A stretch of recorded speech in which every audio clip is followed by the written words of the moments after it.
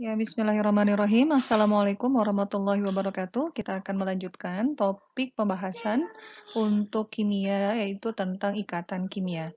Apa itu ikatan kimia? Seperti yang Anda lihat di sini, ikatan kimia itu merupakan sebuah materi yang berbicara mengenai hal yang akan kita temukan di dalam unsur-unsur kimia. Apa yang kita perhatikan di dalam kehidupan, adanya ikatan itu menunjukkan sebuah tujuan, yaitu untuk membentuk kestabilan. Kestabilan yang seperti apa yang dimaksud? Yaitu adalah kestabilan sebagaimana ada dan ditunjukkan pada tabel periodik, terutama untuk gas mulia. Nah, kita lihat unsur-unsur golongan gas mulia atau unsur 8 termasuk ke dalam unsur-unsur yang sudah sangat stabil dikarenakan seluruh orbital yang dimiliki telah diisi penuh oleh elektron. Contohnya adalah helium. Di sini kita lihat bahwa helium itu memiliki 2 elektron, maka karena dia memiliki 2 elektron dan 1 kulit, dia memenuhi orbital s dan keseluruhannya sudah terpenuhi sehingga menjadi stabil. Begitu juga untuk neon. Neon dengan nomor atom 10, maka dia memenuhi semua orbital yang tersedia pada kulit kedua. Ar atau argon memiliki nomor atom 18, maka dia memenuhi seluruh orbital yang tersedia pada kulit ketiga, kecuali adalah kulit D, orbital D. Begitu juga seterusnya dengan kripton dan xenon. Nah, berdasarkan kestabilan, ya, urutan kestabilan, maka sebetulnya ikatan-ikatan kimia antar unsur-unsur itu menuju ke arah golongan 8 atau membentuk menuju ke arah elektron valensi. Nah, sini nong, kakak digedein.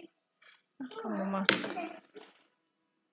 Nah, seperti kita ketahui bahwa unsur-unsur golongan 1 sampai kemudian golongan 7 merupakan unsur-unsur yang berpotensi untuk membentuk ikatan menuju atau membentuk konfigurasi sebagaimana konfigurasi pada golongan 8. Konfigurasi pada golongan 8 ini, kita lihat salah satunya adalah memiliki elektron valensi yang ditambahkan ya dengan lambang Lewis.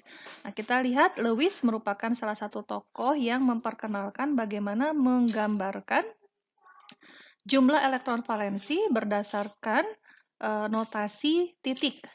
Ya, notasi titik ini ditandai dengan elektron valensi yang dimiliki. Contoh helium, kita tahu helium memiliki 2 elektron valensi, maka kemudian helium ini diberi notasi helium dan 2 titik yang menunjukkan 2 elektron terluarnya. Begitu juga dengan neon, karena neon ini memiliki 8 elektron, maka 8 elektron ini akan terbagi di dalam 4 sisi, dia itu ditandai dengan 8 titik ya pada masing-masing sisi, yaitu sebanyak 2 pasang elektron. Nah, oleh karenanya kita akan melihat bagaimana dengan unsur-unsur lainnya yang kemudian bisa digambarkan berdasarkan struktur Lewis. Contoh kita lihat Ca. Ca itu merupakan salah satu di antara unsur yang memiliki nomor nomor atom 20, maka kita bisa memulai untuk menggambarkan notasi struktur Lewisnya, yaitu dengan membuat terlebih dahulu adalah konfigurasi elektronnya.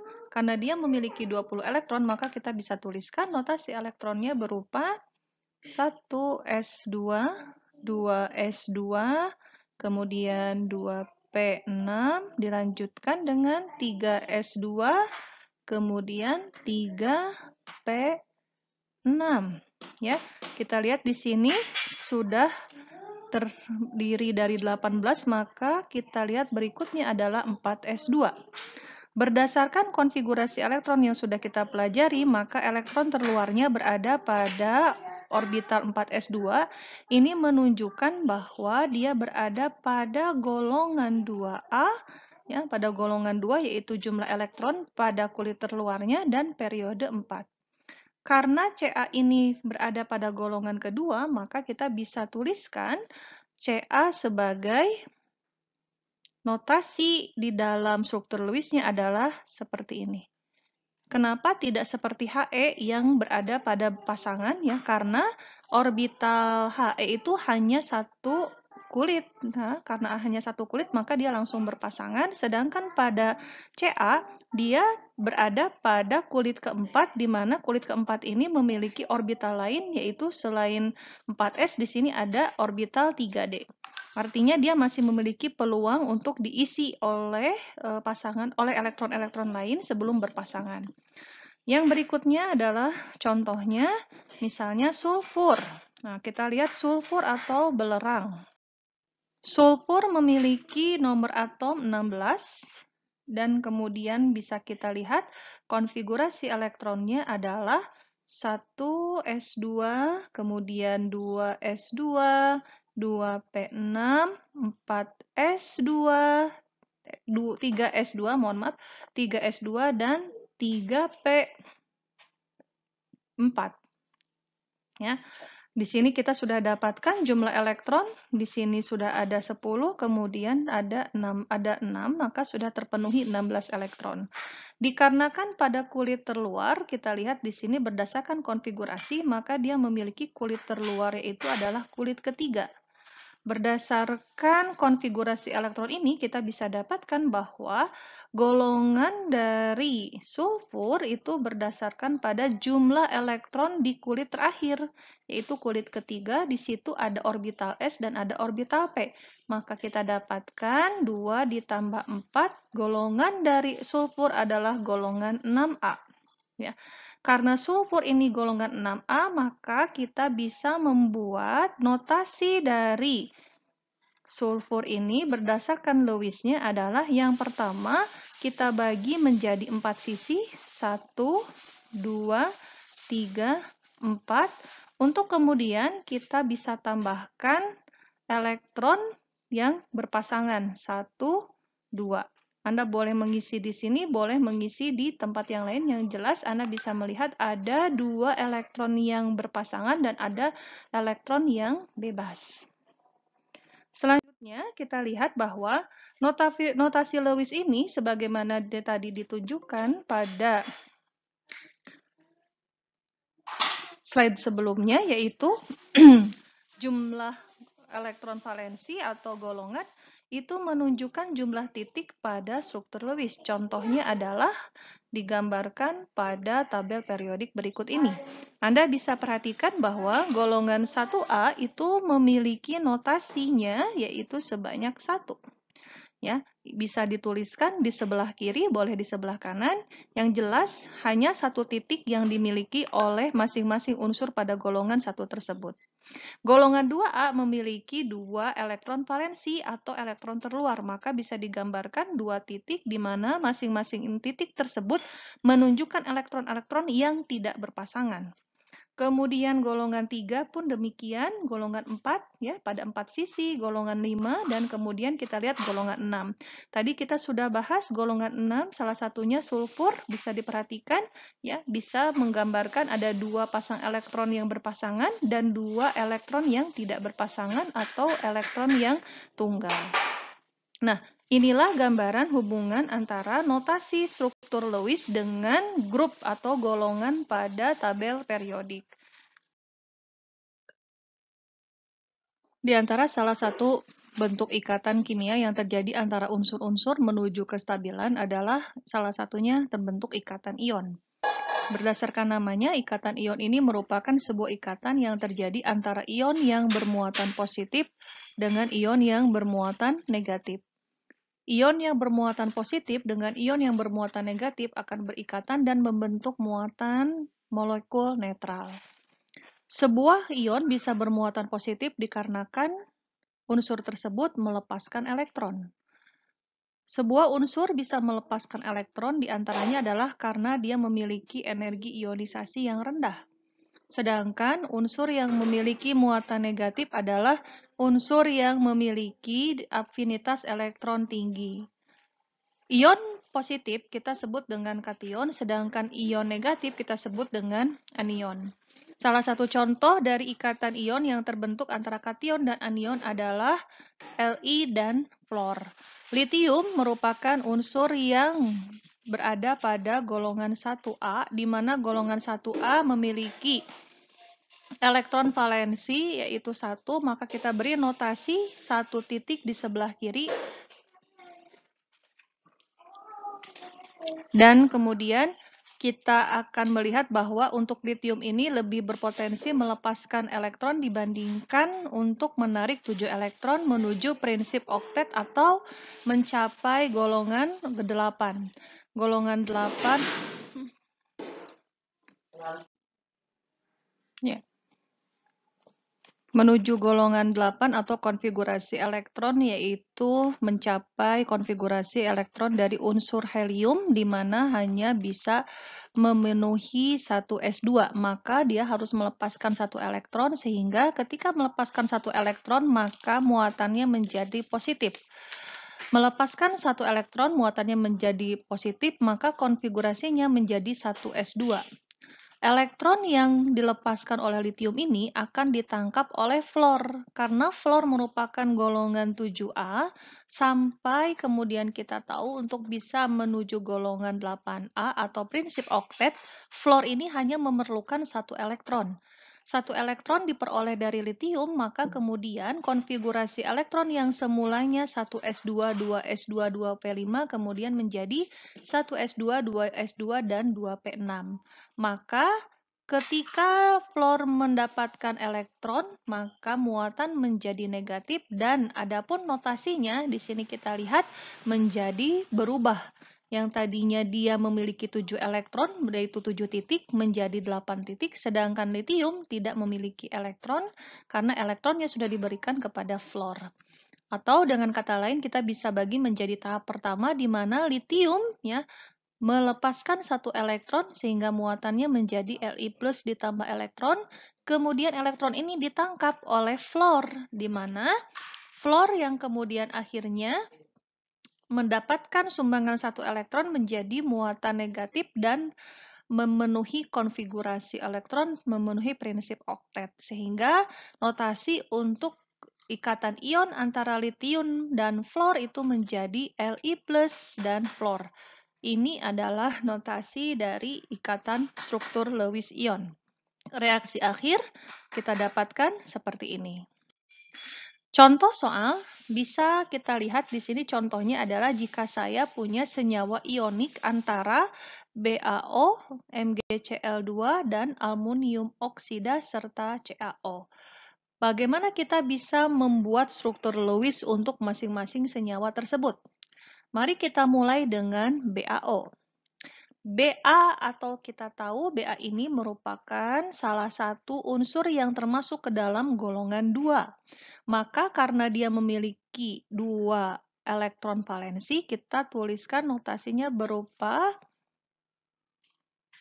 2 titik ya. Berupa 2 titik di sini. Boleh kiri kanan, boleh atas bawah, yang jelas menunjukkan bahwa dia memiliki 2 elektron yang tidak berpasangan. Kemudian kita memiliki oksigen, di mana oksigen ini termasuk ke dalam golongan 6, maka kita lihat di sini seperti halnya dengan sulfur, tadi kita dapatkan penulisan struktur notasinya. Ya, ada 2 pasang elektron yang berpasangan, dan kemudian 2 elektron yang tidak berikatan. Ba merupakan sebuah logam, maka dia karena memenuhi 2 valensi, lebih mudah untuk melepaskan elektronnya dibandingkan menarik 6 elektron lainnya. Oleh karenanya, Ba karena melepaskan 2 elektron, maka konfigurasinya kita dapatkan penulisannya menjadi Ba tanpa ada notasi, tanpa ada titik, ya, artinya elektronnya sudah dilepaskan, sebanyak 2 elektron, ditandai dengan 2+, kemudian berikatan dengan oksigen, di mana oksigennya sudah memiliki konfigurasi yang memenuhi prinsip oktet. Atau dia kemudian bisa mendapatkan prinsip oktet ini melalui 2 elektron sumbangan dari Ba. Maka penulisannya oksigen 2- atau menjadi BaO. Bagaimana dengan MgCl2? Nah, contohnya bisa Anda perhatikan, Mg juga merupakan salah satu di antara unsur golongan 2A. Berdasarkan konfigurasinya, Mg ini kita dapatkan konfigurasinya adalah Ne3S2. Ne merupakan konfigurasi dari golongan gas mulia, maka lebih mudah untuk Mg untuk melepaskan 2 elektron, sehingga kita dapatkan di sini Mg tidak memiliki notasi Lewis. Namun tidak memiliki notasi Lewis ini dikarenakan dia melepaskan 2 elektron. Berikutnya kita lihat ternyata dia berikatan dengan nitrogen ya. Karena dia berikatan dengan nitrogen, maka nitrogen ini merupakan unsur pada golongan 5 dengan penulisan notasinya berupa 1, 2, 3, 4, 5, 1 elektron berpasangan dan 3 elektron yang tidak berpasangan. Di sini kita lihat ada bentuk yang berbeda di mana Mg melepaskan 2 elektron, sedangkan nitrogen di sini membutuhkan 3 elektron. Ada selisih yang cukup besar di mana elektron yang tersedia tidak cukup dengan atau tidak sebanding dengan elektron yang dibutuhkan. Maka untuk menghasilkan sebuah muatan netral, kita butuh jumlah magnesium dan nitrogen tidak satu.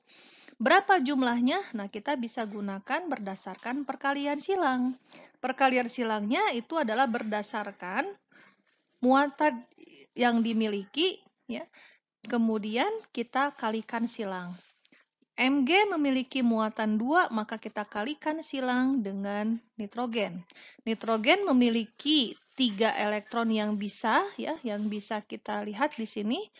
3 elektron bisa membutuhkan 3 elektron, maka kita lihat bisa ditulis di sini terjadi perkalian silang sehingga rumusnya menjadi magnesium nitrida ya, Mg3N2. Kemudian hal yang sama terjadi pada CaO, di mana Ca-nya merupakan golongan 2, oksigennya golongan 6, Ca melepaskan 2 elektron, maka notasi ilmiahnya, notasi Lewisnya menjadi tidak ada, tapi ditanda diganti dengan 2+. Kemudian 2 elektron yang tersisa ditangkap oleh elektron oksigennya, elektronnya ditangkap oleh oksigen, kemudian menjadi stabil dan ditandai dengan tulisan 2- menunjukkan 2 elektron yang diambil dari Ca. Nah, selain ikatan ion, kita juga mendapatkan ikatan lain di mana jika ikatan ion itu terjadi serah terima elektron, lain halnya dengan ikatan kovalen. Co artinya bersama-sama, valen elektron terakhir. Artinya kalau bisa kita simpulkan, kovalen itu lebih kepada sebuah ikatan di mana penggunaan elektronnya secara bersama-sama. Contoh, di sini kita punya hidrogen. Hidrogen itu adalah unsur dengan jumlah elektron 1.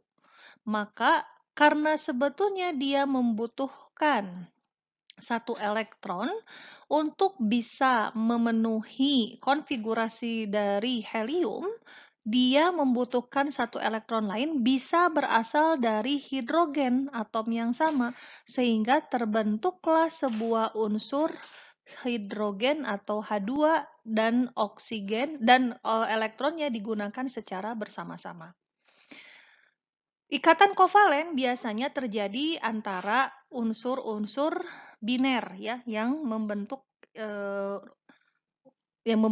dua unsur yang membentuk satu molekul. Contohnya H2, kemudian di sini F2 ya, kemudian ada juga H2O. Nah, kita lihat untuk F2 sama-sama membutuhkan 1 elektron sebetulnya, maka bisa membentuk ikatannya. Dan ikatan kovalen pada Lewis ya, penggunaan elektron bersama-sama itu ditandai dengan notasi garis. Jadi kalau Anda menemukan notasi garis di antara dua unsur, di sana menunjukkan adanya penggunaan elektron bersama-sama, yaitu ada pasangan elektron yang digunakan bersama-sama. Nah, kita perhatikan bisa dituliskan dalam bentuk notasi seperti ini. Berikutnya H2O. H2O di mana kita lihat di sini satu atom hidrogen berikatan dengan oksigen, kemudian berikatan dengan hidrogen yang lain. Di mana hidrogen nanti berkontribusi terhadap satu elektron dan oksigen juga membutuhkan satu elektron. Maka di sini penggunaan elektron bersama-sama bisa dituliskan dengan satu garis yang ini notasinya, sehingga bisa kita dapatkan tulisan dari notasi Lewis-nya adalah seperti ini. Nah, yang ini kita sebut dengan pasangan elektron bebas. Artinya dia adalah sebuah pasangan elektron yang ada dan tidak berpasangan dengan atom unsur lain. Sedangkan yang berbentuk garis ini disebut dengan PEI atau pasangan elektron ikatan. Pasangan elektron ikatan merupakan pasangan elektron yang terbentuk akibat ikatan kovalen. Seperti itu, ya. Nah, kita lihat apa sebetulnya pengaruh PEB dan PEI. Nah, kita lihat sebelumnya struktur Lewis untuk beberapa ikatan bisa ditunjukkan. Ada Lewis dengan kovalen tunggal, di mana digambarkan dengan satu garis yang menunjukkan satu pasang elektron yang digunakan bersama-sama. Tetapi bisa juga kita dapatkan antara satu unsur dengan unsur yang lain itu membentuk ikatan rangkap dua, di mana ikatan rangkap dua ini merupakan sebuah ikatan yang terbentuk, ya. Di sini Anda bisa lihat ada dua pasang elektron yang digunakan bersama-sama, ya.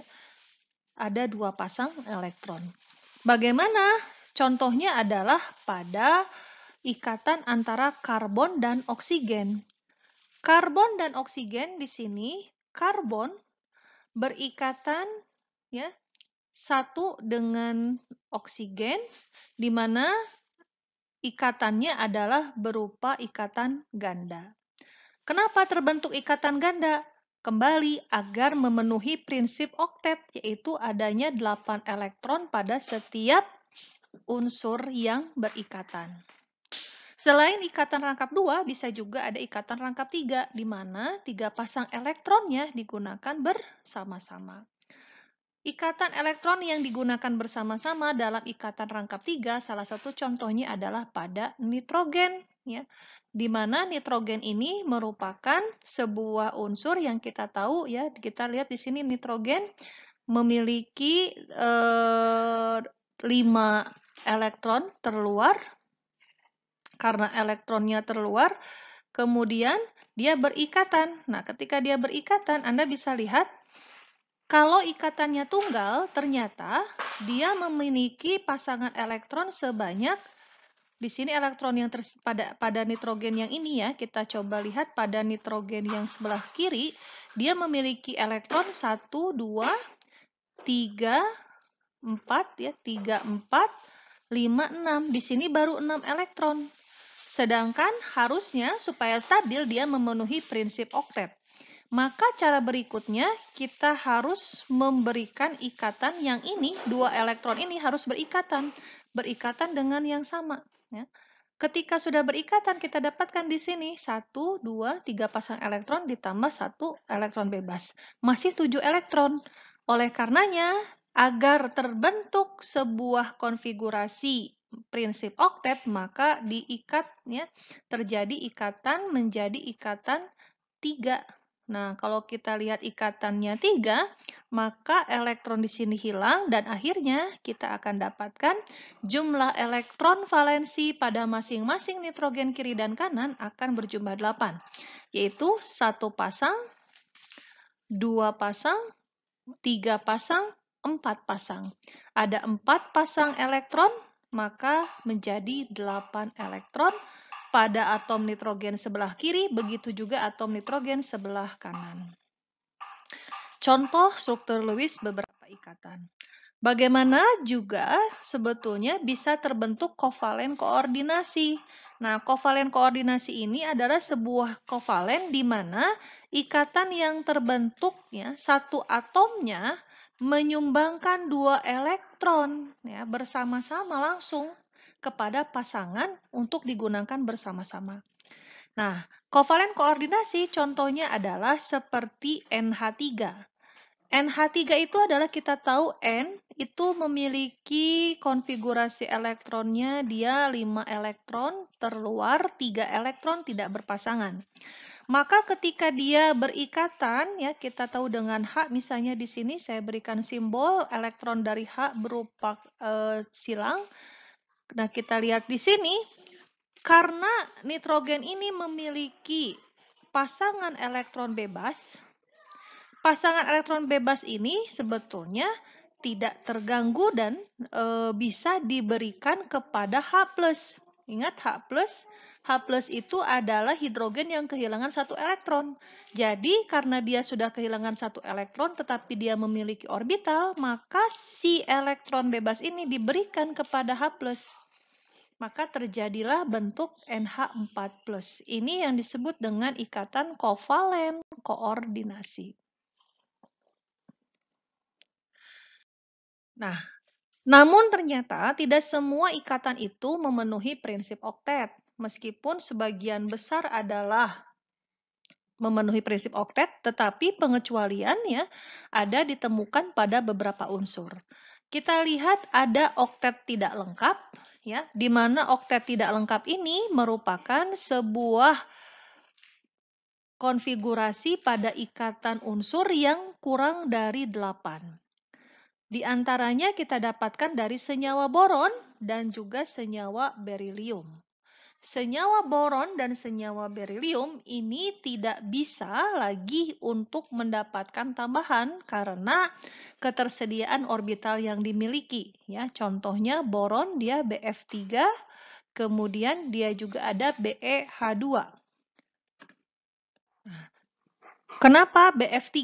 Nah, Bf3, B adalah unsur dari golongan 3. Ya, unsur dari golongan 3A di mana konfigurasinya adalah 1s2, 2s1. Jika kita tahu pada kulit kedua di sini ternyata dia memiliki 1 elektron valensi. Namun sebetulnya berdasarkan visualisasi kamar, dia memiliki kamar 2P meskipun tadi 2P ini tidak tersedia elektronnya. Sehingga karena dia memiliki 2P, maka sebetulnya dia masih bisa diisi oleh 2 elektron ya. Di sini kita dapatkan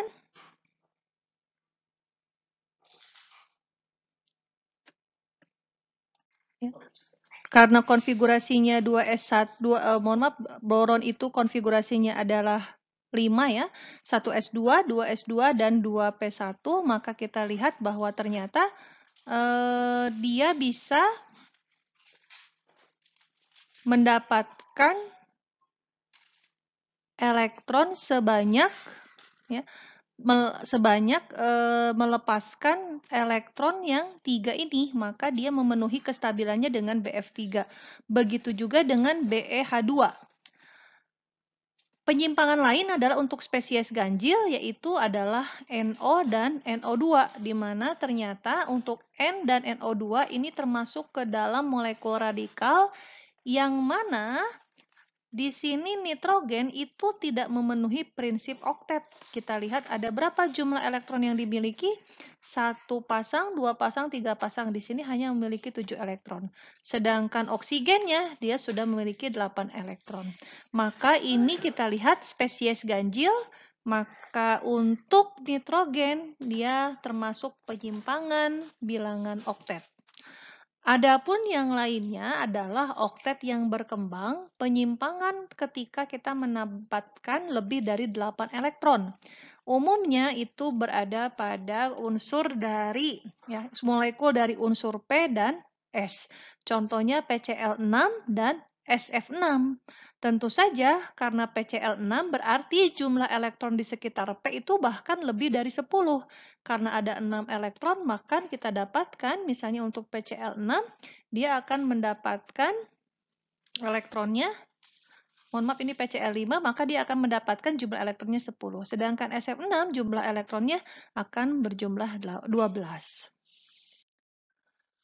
Bagaimana kita bisa memprediksi jenis ikatan? Nah, Jenis ikatan itu sangat dipengaruhi oleh keberadaan PEI atau pasangan elektron ikatan yang tadi sudah saya bahas, bahwa PEI itu merupakan pasangan elektron yang terbentuk akibat berpasangan dua unsur, sedangkan PEB adalah pasangan elektron bebas yang sudah dimiliki oleh unsur-unsur tersebut. Nah, sebelumnya bahwa elektron itu sama-sama bermuatan. Karena elektron sama-sama bermuatan, maka sebetulnya elektronnya muatan sama-sama negatif akan terjadi energi tolak-menolak. Meskipun berada pada 4 sisi, namun kita perhatikan bahwa tolakan pasangan elektron bebas ini akan lebih besar jika dia menemukan pasangan elektron bebas lagi. Jadi kalau pasangan elektron bebas ketemu dengan pasangan elektron bebas, dia akan menolak lebih besar atau mendorong jauh elektron tersebut, saling mendorong. Nah, ini akan lebih besar dibandingkan ketika pasangan elektron bebas berikatan dengan berpasangan berhadapan dengan pasangan elektron ikatan. Kemampuannya lebih sedikit. Tolakan lain yang paling kecil adalah pasangan elektron ikatan dengan pasangan elektron ikatan. Sehingga ini akan menyebabkan terjadinya geometri yang berbeda antara pasangan elektron bebas dengan pasangan elektron ikatan. Contohnya, misal kita lihat di sini, saya punya sebuah pasangan elektron. Jika ada pasangan elektronnya, kita lihat pasangan elektron bebasnya 2. Nah, karena dia pasangan elektron bebasnya 2, maka dia akan membentuk sebuah pasangan elektron ikatannya 2, maka akan membentuk geometri molekul berupa lurus atau linear. Jika pasangan elektron ikatannya tanpa ada pasangan elektron bebas, jadi di sini tidak ditemukan pasangan elektron bebas, di sini hanya ditemukan pasangan elektron ikatan. Nah, pasangan elektron ikatannya ini akan saling menolak, tetapi energi tolakannya tidak terlalu besar, sehingga bentuknya menjadi trigonal planar, atau kita sering tulis juga salah satu contohnya adalah BF3. Bagaimana jika pasangan elektron ikatannya ada 4? Maka dia akan berada pada posisi seperti ini, tetrahedral. Tetrahedral itu berarti membentuk sebuah posisi yang secara dimensi ruang itu memiliki perbandingan di sudut rotasi yang sama. Jika nomor bilangan ikatannya 5, maka bentuknya trigonal bipiramidal, sedangkan jika 6, maka bentuknya adalah oktahedral. Dan ini ketika tidak ditemukan pasangan elektron bebas. Ya, jadi ketika tidak ditemukan pasangan elektron bebas, maka masing-masing ikatan itu akan membentuk ya, sudut-sudut yang relatif stabil, ya, relatif proporsional. Namun, jika ditemukan pasangan elektron bebas, maka ini akan berpengaruh kepada tolakan dari pasangan elektron bebas tersebut dan menjadikan bentuk molekul sedikit berubah. Contohnya jika ada PEB, misal kita lihat, saya punya ada di sini kita lihat ada total number of electron pair. Jadi ada 3 pasang elektron. 3 pasang elektron ini satunya berupa elektron bebas. Kemudian duanya adalah pasangan elektron ikatan. Karena saya menggunakan dalam bahasa Inggris, jadi Anda bisa buat yang ini adalah PEI dan yang ini adalah PEB. Perhatikan, ketika ada ikatan pasangan elektron bebas, misalnya kita lihat di sini contohnya adalah A, misalnya di situ berikatan dengan B dan berikatan dengan B, tapi kemudian A ini memiliki pasangan elektron bebas. Karena pasangan elektron bebas ini memiliki daya tolak yang jauh lebih besar dibandingkan dengan yang lain, maka yang tadinya dia seharusnya lurus ya, karena ada pasangan elektron ini, maka dia membentuk ya, mendorong si pasangan elektron ikatan ini untuk lebih mendekat. Karena tadi berdasarkan perbandingan, ini PEI kan, PEI dengan PEI itu daya tolaknya jauh lebih kecil dibandingkan dengan daya tolak ini. Ini didorong, maka di sini juga akan terjadi daya tolak, tetapi penolakannya tidak lebih besar dibandingkan dari PEB. maka bentuknya menjadi bengkok. Nah, kasus yang sama ketika kita lihat contohnya adalah jika Anda melihat ada 4 pasang elektron. Jika atom pusat, contohnya A, atom pusatnya memiliki 4 pasang elektron, ya, 4 pasang elektron. Kalau kita lihat misalnya 4 pasang elektron, katakanlah dia berikatan dengan B dan B, tapi terdapat pasangan elektron bebas 1. Nah, normalnya jika tidak ada pasangan elektron bebas, misalnya jika ini B saja, maka sebetulnya bentuknya tetrahedral. Namun karena ternyata di sini yang ada adalah pasangan elektron bebas, maka pasangan elektron bebas ini akan mendorong, ya, akan menolak ke semua sisi, sehingga bentuk dari pasangan elektron ikatan ini sedikit menekuk. Ya, sedikit menekuk sehingga bentuknya berubah yang tadinya tetrahedral menjadi trigonal piramidal. Oke. Nah, contoh lainnya adalah bagaimana jika tetap tetrahedral tetapi yang dimiliki pasangan elektron bebasnya tidak 1, tetapi pasangan elektron bebasnya ada 2. Ya, misal di sini dia punya pasangan elektron bebasnya 2. Ya, karena dia punya pasangan elektron bebasnya 2, maka kita bisa buat atau kita gambarkan. Di sini misalnya A, dia yang harusnya tadi berikatan pasangan elektronnya, ya, ada 4 pasangan elektron, tetapi 2 berupa pasangan elektron ikatan, dan yang 2 ini berupa pasangan elektron bebas. Pasangan elektron bebas ini akan memberikan daya tolak. Ini akan mendorong, saling mendorong, ini juga mendorong. Nah, apa yang terjadi? Bentuknya, ya, akhirnya kan ini membentuk, ya, bentuk yang ini menjadi bengkok. Ya.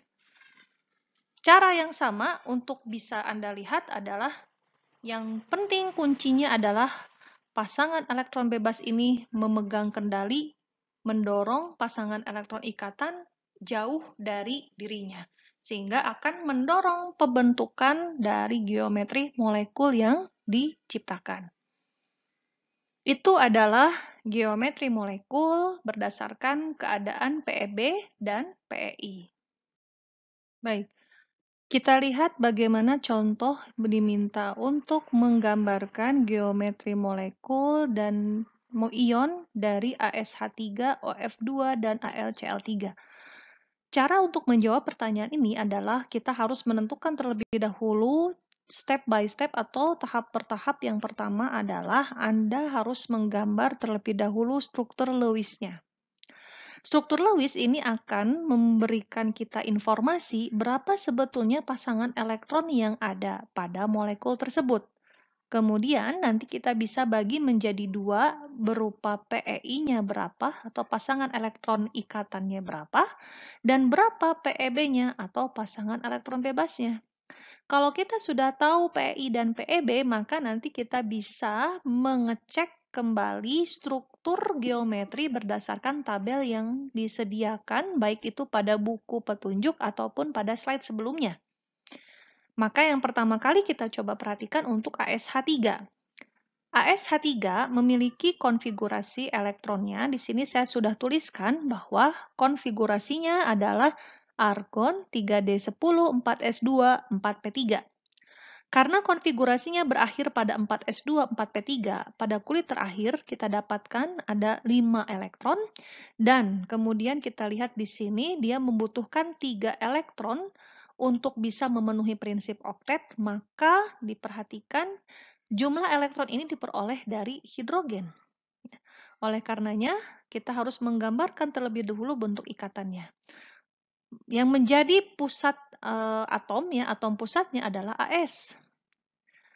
As kita lihat di sini 4s2, 4p3, maka dia memiliki 1 pasang elektron, kemudian di sini dia punya 3 pasang elektron, 3 elektron yang tidak berikatan, dan kemudian berikatan dengan hidrogen. Kita beri tanda silang untuk menunjukkan elektron berasal dari atom yang berbeda. Maka kita lihat di sini, kita mendapatkan ada pasangan elektron bebas, 1. Kemudian kita juga dapatkan di sini ada pasangan elektron ikatan. Pasangan elektron ikatan kita dapat 1, 2, dan 3. Maka terdapat 3 pasang elektron ikatan. Berdasarkan struktur geometri asalnya, ini merupakan sebuah tetrahedral. Ya, merupakan sebuah tetrahedral. Asalnya adalah tetrahedral, tetapi karena dia memiliki pasangan elektron bebas, di mana pasangan elektron bebas ini akan mendorong keberadaan dari PEI, akan menolak, maka yang tadinya tetrahedral menjadi trigonal bipiramidal. Itu adalah contoh geometri molekul untuk ASH3. Silakan latihan menentukan geometri molekul untuk OF2 dan AlCl4. Bagaimana caranya? Tentukan struktur Lewisnya, ikuti step by step. Tentukan struktur Lewis, Anda harus bisa menentukan struktur Lewis tentu melihat konfigurasi elektron terlebih dahulu. Baru kemudian tentukan yang mana PEB dan yang mana PEI. Ya. Setelahnya, baru kemudian Anda bisa menentukan berdasarkan tabel apa bentuk geometri molekulnya. Hibridisasi merupakan sebuah proses penggabungan orbital atom baru yang disebut dengan orbital hibrida.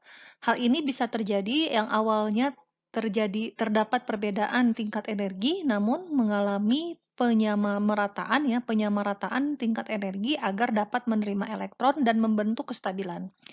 Contohnya adalah pada karbon. Karbon itu memiliki konfigurasi elektron karena dia memiliki nomor atomnya 6, maka konfigurasinya menjadi 1s2, 2s2, dan 2p2.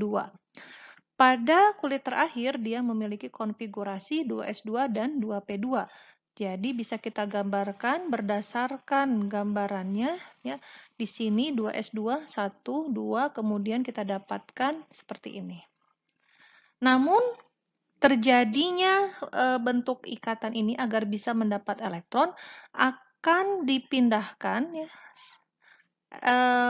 Tingkat energi antara S dan P akan membentuk sebuah orbital yang sama sehingga yang nantinya tadinya ini adalah 2S, ini 2P, terbentuk hibridisasi yaitu menjadi seperti ini. SP3 ya. Jadi nanti di sini kita dapatkan yang harusnya di sini 2 pasang elektron yang ini akan dipindahkan sehingga terjadi hibridisasi SP3 dan menyebabkan karbon bisa mendapatkan tambahan 4 elektron. Inilah orbital hibrida dikarenakan proses hibridisasi. Molekul polar. Nah, molekul polar merupakan sebuah istilah pada molekul yang memiliki keelektronegatifan. Keelektronegatifan ini menjadikan molekul tersebut menjadi pertengahan atau intermediate antara senyawa ion dengan senyawa kovalen. Kalau senyawa ion, tadi kita tahu bahwa adanya serah terima elektron, sedangkan senyawa kovalen itu adalah ikatan elektronnya digunakan bersama-sama. Nah, yang polar ini pertengahan antara kovalen dengan ion. Atau dengan kata lain, yang polar ini sebetulnya dia tidak diberikan 100%, ya. Dia menyumbangkan elektron, ya. Tetapi elektron itu masih terikat pada dirinya, hanya nanti ada kecenderungan elektron tertarik pada salah satu atom.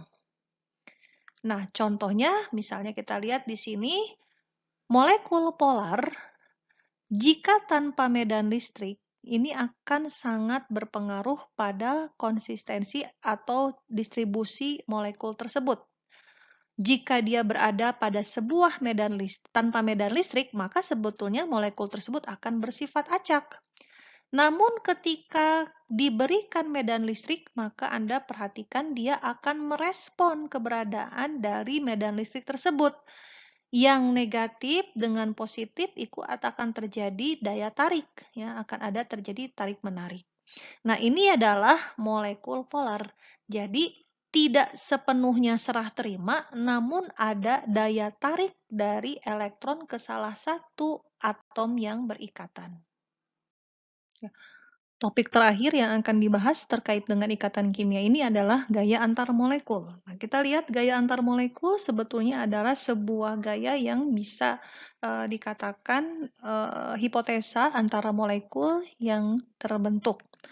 Di antaranya adalah adanya gaya van der Waals atau yang disebut juga termasuk di antaranya disebut gaya tarik-menarik. Nah, gaya tarik-menarik itu juga bisa dibagi dua, gaya van der Waals ini menjadi gaya London, ya, di mana gaya London ini merupakan sebuah gaya tarik-menarik antara atom karena adanya dipol sesaat. Contoh Anda perhatikan, misalnya ketika sebuah elektron, ya, sebuah atom terdiri dari inti, di mana inti itu bermuatan positif dan elektron bermuatan negatif. Jika dua molekul berada pada satu tempat, ya, berada pada bersinggungan, bersebelahan, kemudian terjadinya dispersi atau sebaran dari awan-awan elektron, maka kemudian ini akan menyebabkan terjadinya dispersi atau pemisahan muatan, sehingga muatan seolah-olah yang positif dengan yang negatif itu seolah-olah, ya, terpisah. Dan ketika terpisah ini maka akan terjadi bentuk London di mana elektron lain, elektron pada inti ini akan saling berdekatan. Gaya lain dari gaya van der Waals ini adalah gaya dipol-dipol. Gaya dipol-dipol ini biasanya terjadi pada molekul polar dikarenakan adanya kutub dipol positif dan dipol negatif. Maka sebagaimana kita ketahui bahwa setiap dipol yang bermuatan sama itu akan saling tolak-menolak, sedangkan yang bermuatan berbeda itu akan saling tarik-menarik. Contohnya misalnya di sini akan terjadi tarik tolak-menolak antara elektron dipol negatif dengan dipol negatif, begitu juga dengan dipol positif dan dipol positif ini akan saling berinteraksi. Nah, ini merupakan gambaran dari gaya van der Waals. Gaya dipol-dipol. Gaya antar molekul lain selain gaya van der Waals yang dibagi menjadi gaya London dan gaya dipol adalah ikatan hidrogen. Ikatan hidrogen ini merupakan sebuah ikatan elektrostatis antara atom hidrogen dengan atom yang memiliki keelektronegatifan besar. Contohnya misalnya kita tahu bahwa adanya atom oksigen, ya, yang kemudian berikatan dengan hidrogen.